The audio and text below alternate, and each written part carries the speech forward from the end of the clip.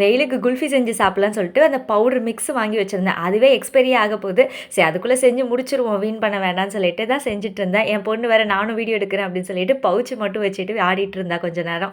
பால் நல்லா காஞ்சதும் custard powder வந்து ஒரு 2 ஸ்பூன் எடுத்து அதை பாலில் நல்லா கலக்கி வச்சுட்டு, பால் கொதிச்சதும் வந்து இது போட்டு மிக்ஸ் பண்ணணும். ஒரு 2 நிமிஷம் ஆனதுக்கப்புறம் நம்மக்கிட்ட ஆச்சி பாதாம் மிக்ஸ் தான் நான் வச்சுருந்தேன். ஸோ அதை ஒரு 6, 7 ஸ்பூன் போட்டு நல்லா வேக விட்டேன். ஒரு 5 நிமிஷம் நல்லா வெந்ததுக்கப்புறமேட்டு நம்மக்கிட்ட என்ன நட்ஸ் இருக்கோ போட வேண்டியதா. என்கிட்ட கொஞ்சம் முந்திரியும் பாதாமும் இருந்தனால அதை நல்லா கட் பண்ணி அதுக்குள்ளே போட்டு அதுவும் கொஞ்சம் நேரம் வெந்துச்சு.